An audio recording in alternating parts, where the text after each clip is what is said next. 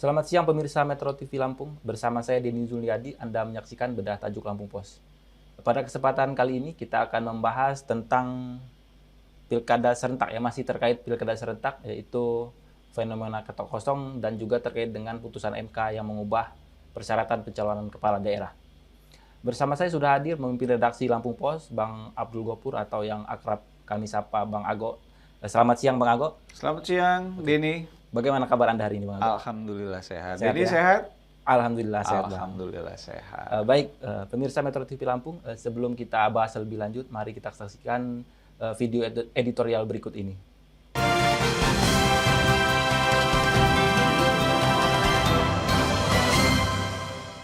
Jangan biarkan ada kotak kosong. Rancangan Undang-Undang Pilkada memuat ketentuan ambang batas pencalonan kepala daerah sesuai putusan MK nomor 60 /PUU-22 Romawi /2024. Partai politik atau gabungan partai politik yang tidak memiliki kursi di DPRD provinsi dapat mendaftarkan calon kepala daerah. Mahkamah Konstitusi atau MK melalui putusan nomor 60 /PUU-22 Romawi /2024 mengejutkan banyak pihak karena mengubah ambang batas pencalonan calon kepala dan wakil kepala daerah di Pilkada Serentak 2024. Alhasil, Badan Legislasi atau Balik DPR, DPD, dan pemerintah sepakat mengadopsi putusan MK itu dalam rancangan undang-undang tentang perubahan keempat atas nomor 1 tahun 2015 tentang penetapan Perpu nomor 1 tahun 2014 tentang pemilihan gubernur, bupati, dan wali kota menjadi undang-undang. Kesepakatan itu diambil dalam rapat panitia kerja atau Panja RUU Pilkada bersama pemerintah dan DPD. Wakil Ketua Balik DPR RI, Ahmad Baidowi, menyebut putusan MK yang diadopsi dalam pasal 40 rancangan undang-undang pilkada ini intinya membuka peluang bagi partai politik yang tidak memiliki kursi di DPRD dapat mengusung pasangan calon kepala daerah.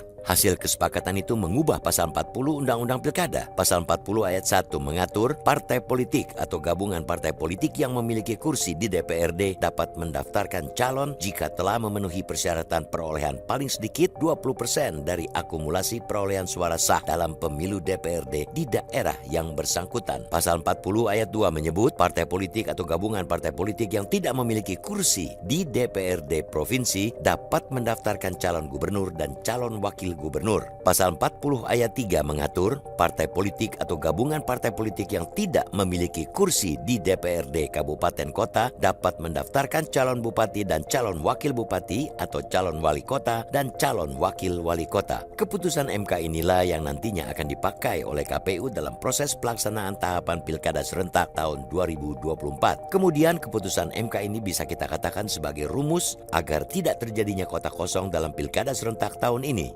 Adanya kotak kosong dalam tatanan demokrasi di Indonesia bisa merusak demokrasi itu sendiri. Betapa banyak dampak yang bisa terjadi bila kotak kosong itu benar adanya.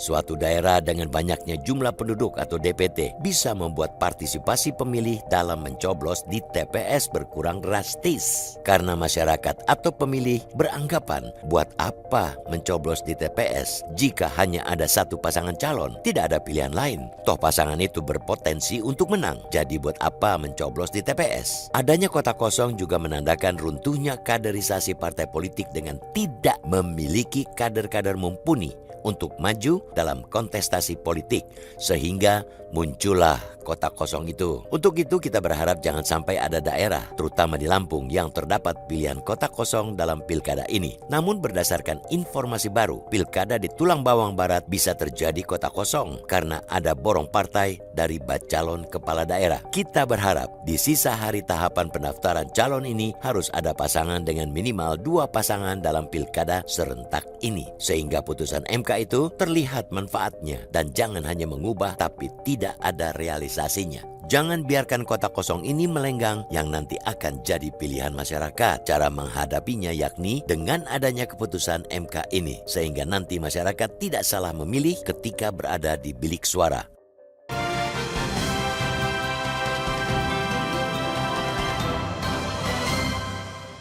Baik Bang Ago, tajuk kita kali ini itu adalah jangan biarkan ada kotak kosong, ya Bang? Ya, betul.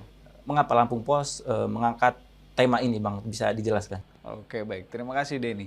Jadi memang isu politik itu adalah isu yang paling hangat ya akhir-akhir ini di Indonesia, termasuk di Provinsi Lampung. Isunya berkembang sangat dinamis, ya kan?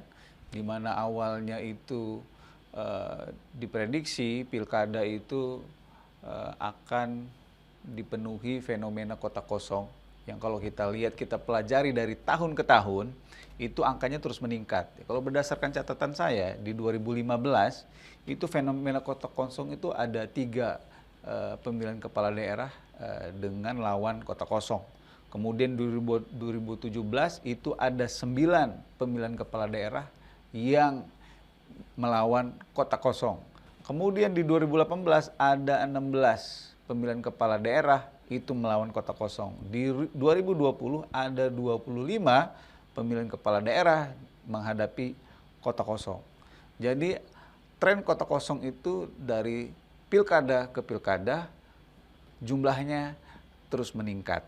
Nah, karena memang ada persoalannya.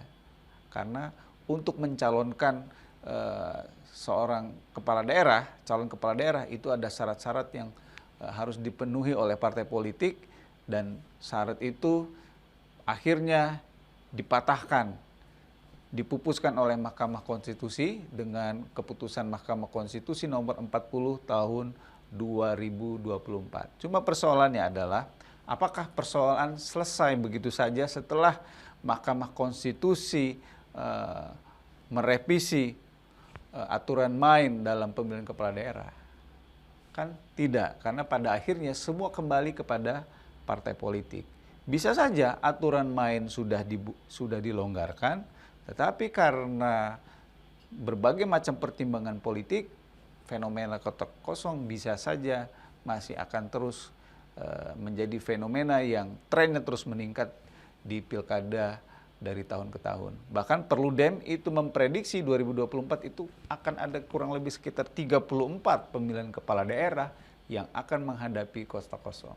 Makanya kalau kita ingin demokrasi kita sehat, lebih baik sejatinya, sebaiknya kota kosong itu harus dihindari. Baik Bang Ago, sepertinya pembahasan kita ini sangat menarik ya Bang. Tapi kita tunda dulu. Pemirsa Metro TV Lampung, jangan kemana-mana, bedah tajuk Lampung Pos akan segera kembali. Tetaplah bersama kami.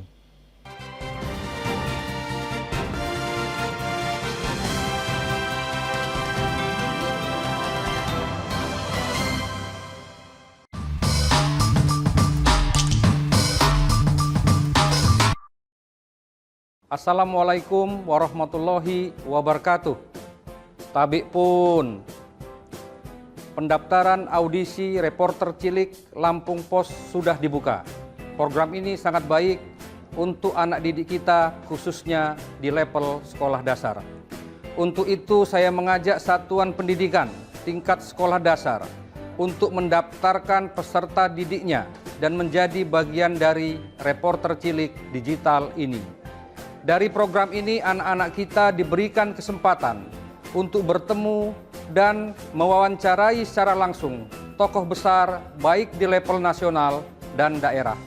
Melalui program ini juga akan dilahirkan talenta muda, bangsa yang cakap dan berbakat di bidang komunikasi, penyiaran, dan khususnya jurnalistik. Ayo mendaftar menjadi reporter cilik. Wassalamualaikum warahmatullahi wabarakatuh.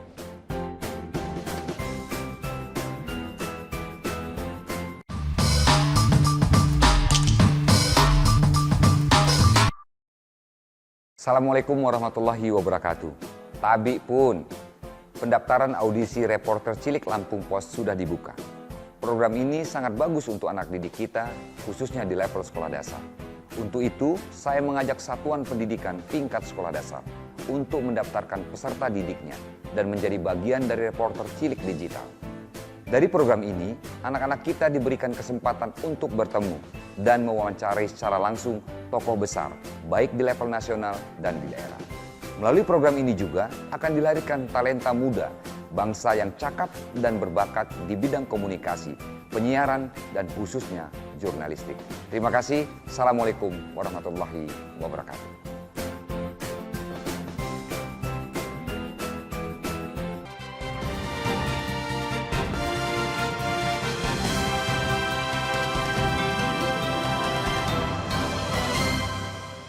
Baik, terima kasih pemirsa Metro TV Lampung. Anda masih menyaksikan Bedah Tajuk Lampung Pos bersama saya Denny Juniadi dan bersama narasumber kita pemimpin redaksi Lampung Pos Bang Abdul Gopur atau yang akrab kami sapa Bang Ago. Bang, kita masih bicara soal kota kosong ya Bang ya. Kenapa Bang bisa muncul fenomena kota kosong ini dan apakah ini ada dampak negatif atau positif untuk demokrasi kita di Indonesia ini Bang? Iya, jadi kenapa ada kota kosong? Karena memang dalam sistem pemilihan kepala daerah kita itu memungkinkan.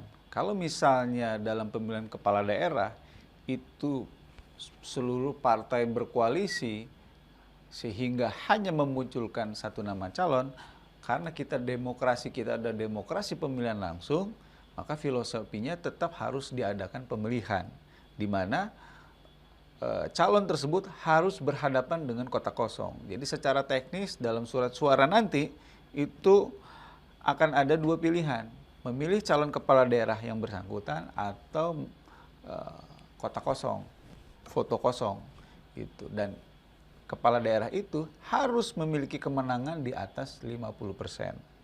Kalau dia tidak menang sampai 50%, maka dia harus rela, harus setuju untuk ikut pilkada paling tidak setahun ke depan atau dalam kurun waktu yang nanti akan ditentukan oleh penyelenggara pilkada. Artinya memang dari sisi aturan main itu dimungkinkan.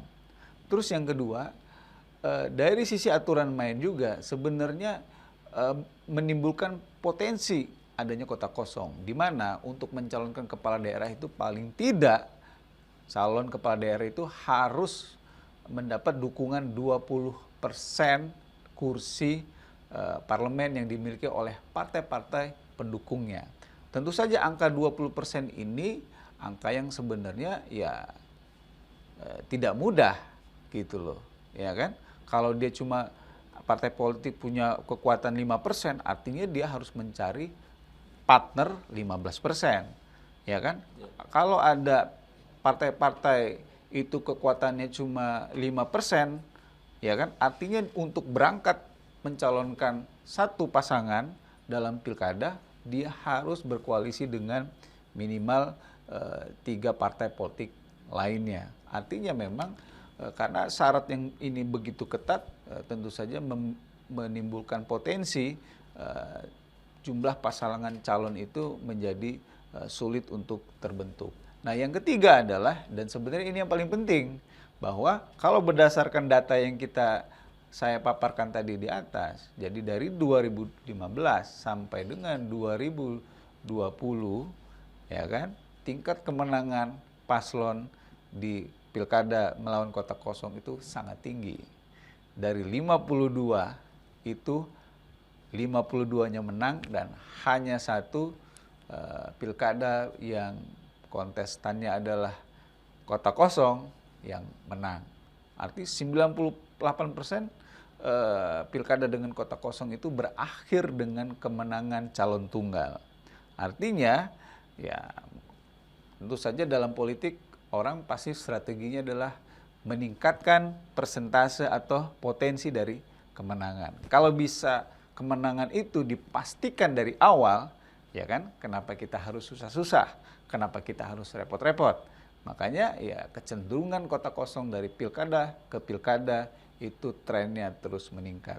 Jadi pada akhirnya adalah entah itu calonnya, entah itu partai politiknya, semua berakhir pada semangat bagaimana memastikan kemenangan itu sebesar-besarnya dari awal kompetisi sebelum kompetisi itu dimulai. Kira-kira seperti itu fenomenanya.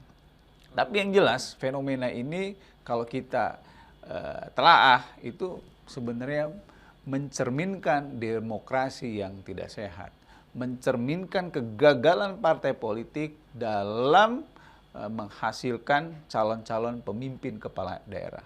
Karena salah satu tugas dan fungsi dalam partai politik adalah melakukan kaderisasi untuk melahirkan calon-calon pemimpin. Itulah esensi dari keberadaan partai politik itu sendiri. Pertanyaannya adalah kalau partai itu ada lebih dari, kalau peserta pemilu lebih dari 8 ya, kenapa mesti ada fenomena kota kosong. Artinya dari sekian partai itu gagal untuk bisa memajukan, mengedepankan kadernya untuk maju dalam kontestasi partai politik. Oke Bang. Baru-baru ini MK telah mengubah peraturan ya Bang, peraturan pencalonan kepala daerah. Bagaimana Anda melihat putusan MK ini? Apakah memberikan solusi untuk kita menghindari kota kosong atau seperti apa? Iya, kalau dilihat dari bunyi putusannya, sebenarnya ini sudah cukup akomodatif ya, di mana dari 20% turun menjadi 7,5%, ya kan, dengan landasan berpikir bahwa ya calon independen aja untuk maju itu dengan kisaran tersebut. Mengapa partai politik memiliki ambang batas yang lebih tinggi? Karena asas itulah MK menurunkan menjadi 7,5%. Artinya sebenarnya sudah dari sisi aturan main, MK itu sudah memangkas 12,5%.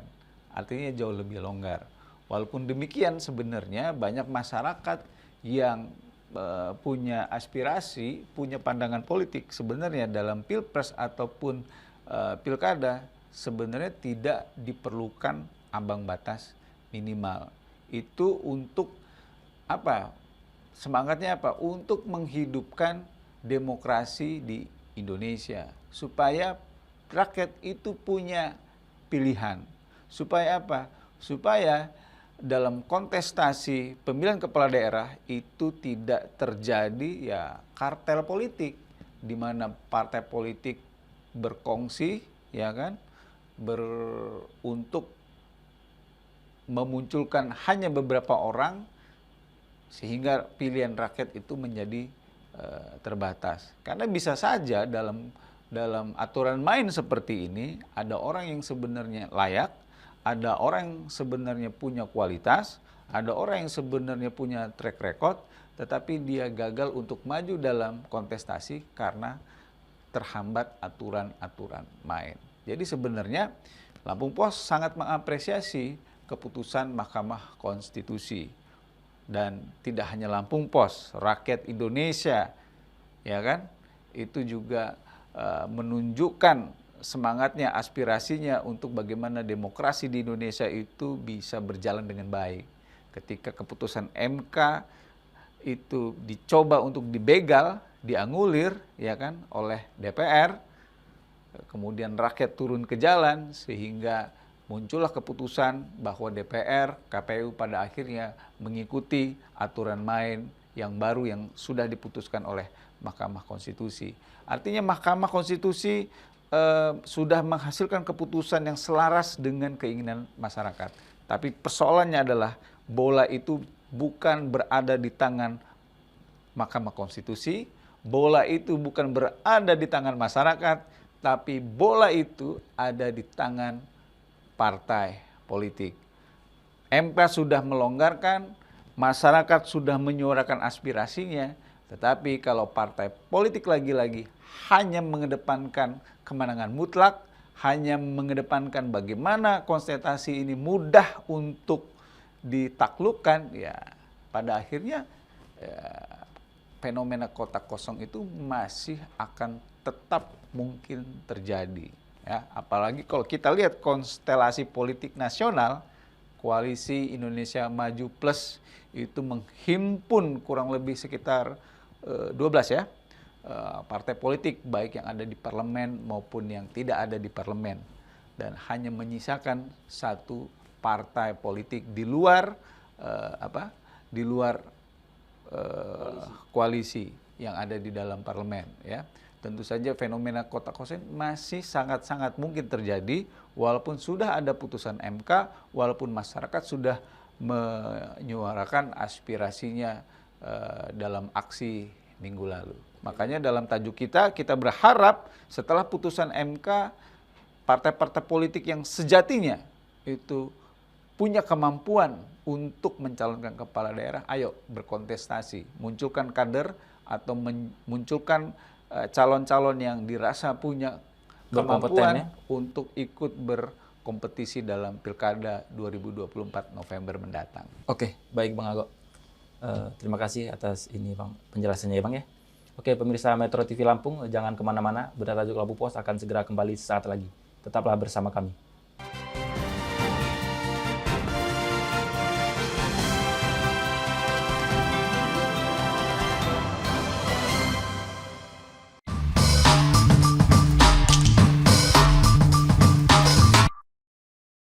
Assalamualaikum warahmatullahi wabarakatuh. Tabik pun, pendaftaran audisi reporter cilik Lampung Pos sudah dibuka. Program ini sangat baik untuk anak didik kita khususnya di level sekolah dasar. Untuk itu saya mengajak satuan pendidikan tingkat sekolah dasar untuk mendaftarkan peserta didiknya dan menjadi bagian dari reporter cilik digital ini. Dari program ini anak-anak kita diberikan kesempatan untuk bertemu dan mewawancarai secara langsung tokoh besar baik di level nasional dan daerah. Melalui program ini juga akan dilahirkan talenta muda, bangsa yang cakap dan berbakat di bidang komunikasi, penyiaran, dan khususnya jurnalistik. Ayo mendaftar menjadi reporter cilik. Wassalamualaikum warahmatullahi wabarakatuh.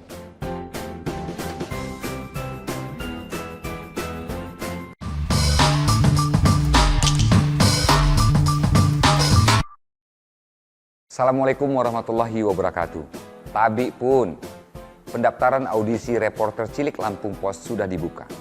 Program ini sangat bagus untuk anak didik kita, khususnya di level sekolah dasar.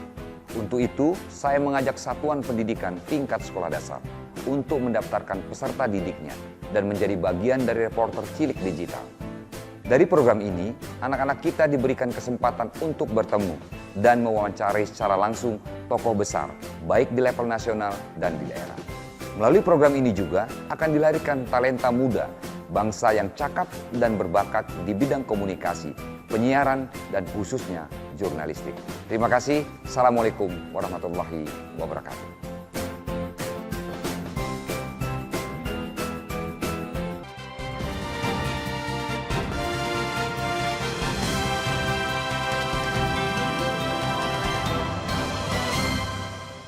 Terima kasih pemirsa Metro TV Lampung, Anda masih menyaksikan Bedah Tajuk Lampung Pos. Kali ini kita akan membahas trending topik di Lampung Pos Group ya, seperti di lampos.co, terus di Lampung Pos ID dan di C-Radio 100 FM. Yang pertama kita bahas dari trending lampos.co ya. Yang pertama, daftar mobil dan motor yang bakal dilarang isi Pertalite. Selanjutnya 72.000 batang rokok tanpa cukai gagal beredar karena sudah diamankan oleh petugas ya tentunya. Kemudian BPOM terbitkan 49 nomor izin edar saat desregistrasi pangan olahan. Yang keempat, tol Bakter kembali aktifkan etle di KM 108 atau tilang elektronik ya. Kemudian harga emas 28 Agustus 2024 anjlok. Bang Ago, Lampos.co ini kita pilih salah satu terkait daftar mobil dan motor yang bakal dilarang isi Pertalite, Bang. Bisa jelaskan lebih jauh, Bang? Iya, ini kan berita-berita trending ini kan berdasarkan Google Analytics ya, yang data yang kita miliki melalui Google Analytics, dan sudah bisa dipastikan sebenarnya berita Pertalite ini akan menjadi berita yang cukup menjadi perhatian ya pembaca Lampos.co, karena hampir semua orang itu membutuhkan bahan bakar ya dalam bekerja, mobilitas sehari-hari. Dan ketika pemerintah mengeluarkan kebijakan 1 Oktober itu akan ada kendaraan-kendaraan yang tidak lagi boleh mengkonsumsi BBM Pertalite, tentu saja ini akan menjadi perhatian banyak pihak. Ya, untuk mobil itu kendaraan yang di atas 1.400 cc, kemudian untuk kendaraan roda 2 itu adalah kendaraan yang kapasitas mesinnya di atas 250 cc, itu sudah tidak lagi boleh mengkonsumsi bahan bakar minyak Pertalite ya. Pertalite, ya. Apalagi dia belinya di SPBU ya kan, kecuali mungkin eceran ya. Nah, tentu saja ini menjadi perhatian kita semua. Cuma tentu saja kebijakan ini tidak mudah ya.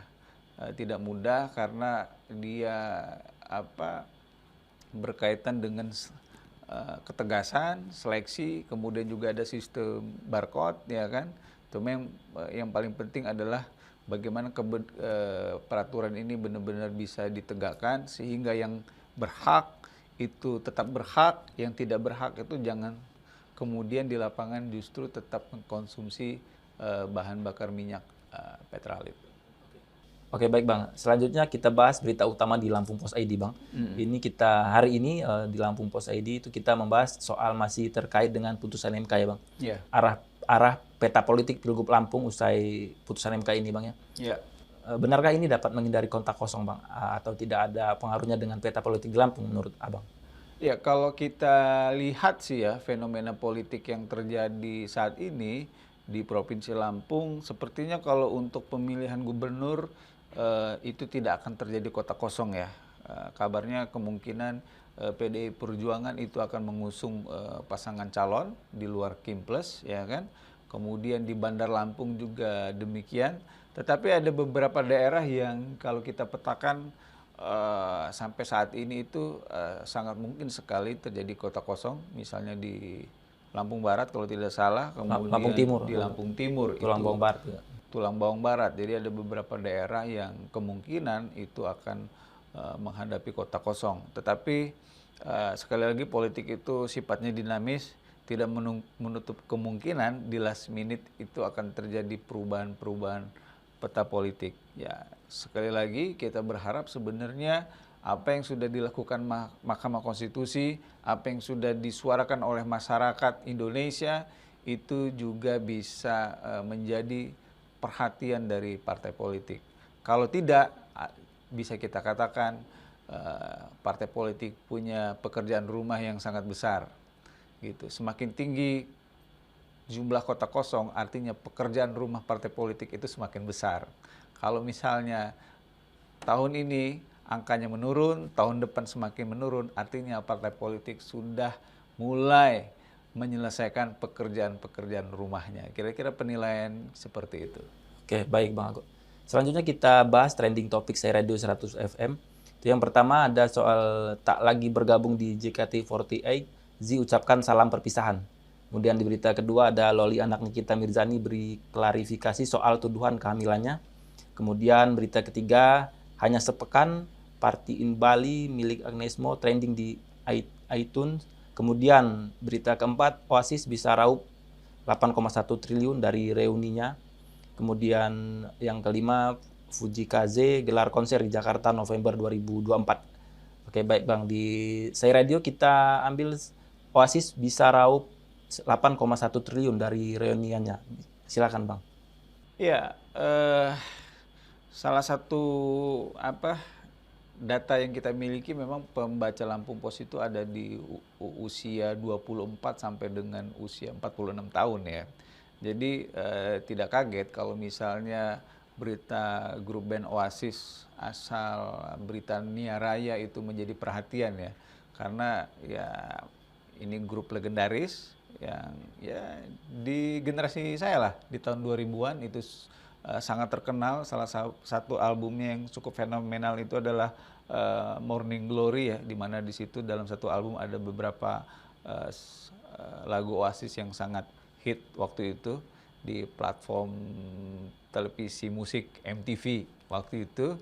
Dan keberadaan reuni Oasis kemarin tentu saja itu menjadi hal-hal yang ditunggu-tunggu oleh penggemar, termasuk saya tentunya.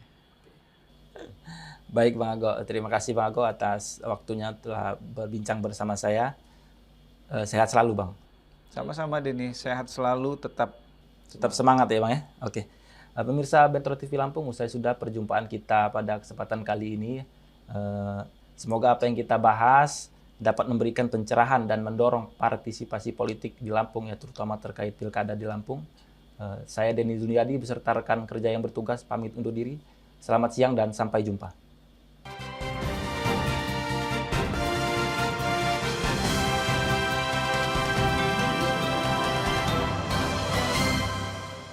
Pemirsa Metro TV Lampung, jangan kemana-mana. Sesaat lagi Anda akan menyaksikan siaran nasional Metro TV.